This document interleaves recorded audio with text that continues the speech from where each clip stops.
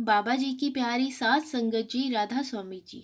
संगत जी, आज जो साखी मैं आपको सुनाने जा रही हूँ, उसे सुनकर बाबा जी पर आपका विश्वास और ज्यादा बढ़ जाएगा और आप समझेंगे कि हमारे बाबा जी हमें हमारी थोड़ी सी सेवा के बदले क्या क्या दे सकते हैं।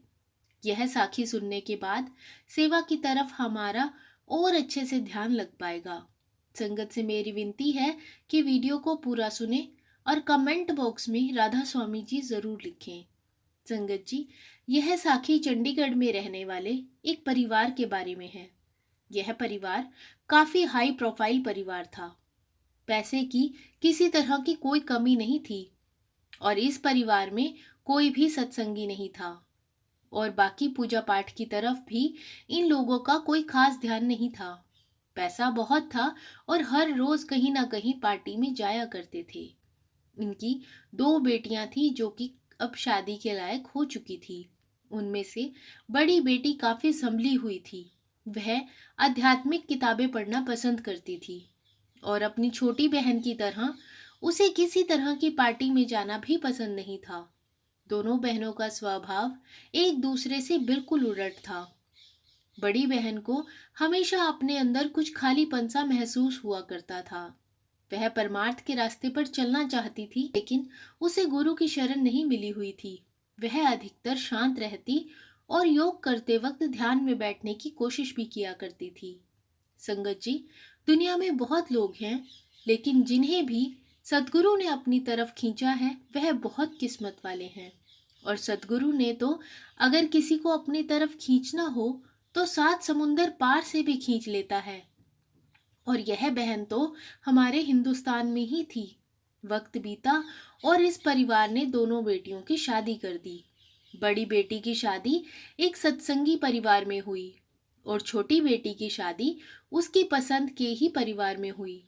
वह लोग भी काफी ज्यादा मॉडर्न थे। बड़ी बहन ने अपनी शादी के बाद अपनी सास और अपने पति के साथ सत्संग पर जाना शुरू कर दिया। उसे अंदर ही अंदर बहुत शांति महसूस हुई और फिर उसे उसके ससुराल वाले डेरा ब्यास लेकर गए। जब उस बहन ने बाबा जी के दर्शन किए तो उन्हें पहली बार देखते ही उसे एक अलग सा खिंचाव महसूस हुआ। बाबा जी को देखकर वह अपने आंसू रोक ही नहीं पाई। उसे ऐसे लगने लगा कि जैसे उसके अंदर का खालीपन अब भरने लगा हो और जिस चीज की तलाश उसे हमेशा से थी वह चीज उसे मिल गई हो। इसके बाद बड़ी बहन ने अपनी सास के आगे इच्छा जताई कि वह भी नामदान लेना चाहती है। उसकी इस बात से उसकी सास को बहुत खुशी हुई और उसने हमेशा अपनी बहू को सपोर्ट किया और बाबा जी की दया मेहर ऐसी हुई कि जल्दी उसे नामदान भी मिल गया। बड़ी बहन की सास अपने ही शहर के सत्संग घर में सेवा करती थी और अपनी बहू के कहने पर उन्होंने उसे भी वहां पर सेवा दिलवा दी। अब दोनों सास बहू हमेशा सत्संग घर जाते और सेवा करते और जब भी डेरे की तरफ से सेवा के लिए बुलाया जाता तो दोनों साथ में डेरे भी जरूर जाते थे। छोटी बहन बिल्कुल अलग तरह की जिंदगी जी रही थी। उसका परमार्थ से कुछ लेना देना नहीं था और बड़ी बहन भजन सिमरन करके धीरे धीरे बाबा जी से जुड़ती जा रही थी। पर दोनों बहनों में बहुत ज्यादा प्यार था। दोनों बहनें एक दूसरे पर जान निछावर करती थी। एक बार बड़ी बहन को अपनी सास के साथ डेरे ब्यास सेवा के लिए जाना था, लेकिन सेवा पर जाने से 2 दिन पहले ही उस बहन की सास की तबीयत खराब हो गई और वह सफर करने की हालत में नहीं थी। अपनी सास की तबीयत के कारण वह बहन भी सेवा पर जाने से मना करने लगी, लेकिन इसकी सास ने इसे समझाया कि मैं अपना ख्याल रख लूंगी, तुम सेवा पर जरूर जाओ। यह बहन सेवा पर जाने के लिए तो मान गई, लेकिन अब यह चाहती थी कि कोई इसके साथ भी चले। तब इस बहन की सास ने इसे कहा कि क्यों ना इस बार तुम अपनी बहन को अपने साथ ले जाओ। तब बड़ी बहन ने अपनी छोटी बहन से बात की। उसकी छोटी बहन कभी भी डेरे या सत्संग पर नहीं गई थी और ऐसी सब जगह उसे बहुत बोरिंग भी लगती थी, लेकिन अपनी बहन के कहने पर वह उसके साथ चलने को तैयार हो गई और उसने कह दिया कि मैं वहां पर कोई भी काम नहीं करूंगी। तब बड़ी बहन ने कहा कि कोई बात नहीं, तुम्हें वहां सेवा के लिए कोई कुछ नहीं कहेगा, तुम वहां घूम लेना। बड़ी बहन की सेवा स्नैक बार में खाना बनाने के लिए लगाई गई थी। यह सेवा 3 दिन की थी। छोटी बहन स्नैक बार में सभी को बहुत ध्यान से सेवा करते हुए और संगत को बड़े प्यार से आकर खाना खाकर जाते हुए देख रही थी। उसने ध्यान दिया कि हर कोई खाना खाने के बाद अपने बर्तन स्नैक बार के बाहर सेवादारों को देकर जा रहा है ताकि वह बर्तन धुलवा सके, और कुछ सेवादार कपड़ा लेकर संगत के जाते ही टेबल्स की सफाई कर रहे हैं।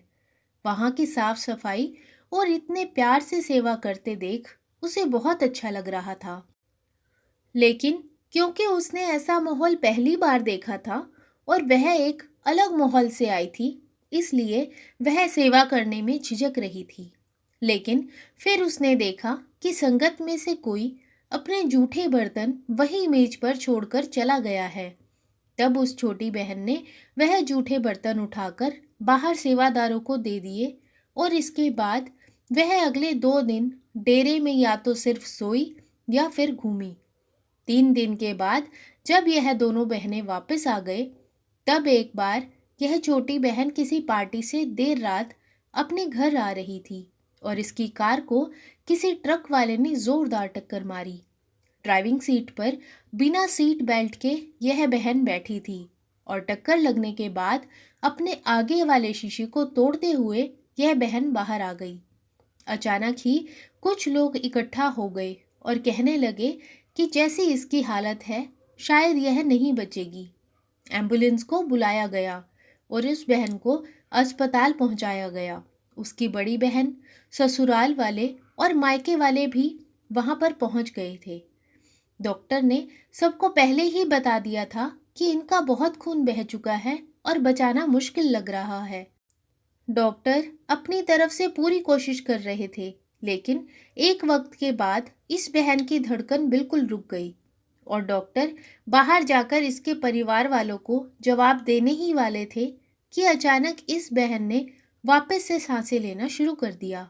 तब किसी तरह डॉक्टर ने इस बहन की हालत को संभाला और 1 हफ्ते के बाद यह बहन बिल्कुल ठीक होकर अपने घर चली गई। इसके कुछ वक्त बाद ही इसने अपनी बड़ी बहन को अपने पास बुलाया और कहा कि यह भी सत्संग घर में सेवा करना चाहती है और डेरा ब्यास भी चलना चाहती है। अपनी छोटी बहन की यह बातें सुनकर बड़ी बहन बिल्कुल हैरान थी, लेकिन फिर भी उसने उसका पूरा साथ दिया। उस दिन के बाद से छोटी बहन का व्यवहार बिल्कुल बदल गया। अब वह भी सत्संग सुनती और सेवा करती। एक बार सत्संग घर के जत्थे के साथ यह दोनों बहनें भी डेरा ब्यास जा रही थी। तब इसकी बड़ी बहन ने इसके अंदर आए बदलाव का कारण पूछा। कई बार पूछने के बाद छोटी बहन ने अपनी बड़ी बहन और बाकी के सेवादारों के आगे वह राज खोल दिया। उसने बताया कि जब उसका एक्सीडेंट हुआ तो वह बिल्कुल अंधेरी दुनिया में थी और उसके सामने एक बहुत भयानक चीज खड़ी थी जो उसे अपने साथ लेकर जाने को कह रही थी। लेकिन तभी एक सफेद रोशनी के साथ वहां पर बाबा जी आए और बाबा जी ने उस भयानक चीज को वहां से जाने के लिए कहा, और वह भयानक चीज बाबा जी के कुछ कहते ही वहां से गायब हो गई। तब बाबा जी ने मुझे कहा कि यह काल था जो तुम्हें लेने आया था, लेकिन तुमने उस दिन डेरे में जो सेवा की थी, मैं उसके बदले तुम्हें इस काल से बचाने आया हूँ। इतना कहते ही बाबा जी वहां से चले गए और मैं अचानक से अपने होश में वापस आ गई। उस बहन ने कहा कि मेरे एक प्लेट उठाने पर जब वह मालिक मुझे नई जिंदगी बख्श सकता है और काल से बचा सकता है, तो अगर मैं सारी जिंदगी उस मालिक की सेवा करूं, तो वह मालिक मेरे लिए क्या क्या करेगा। अपनी छोटी बहन की यह बात सुनने के बाद उसकी बड़ी बहन की आंखों में आंसू आ गए और बाकी के सेवादार भी रोने लग गए।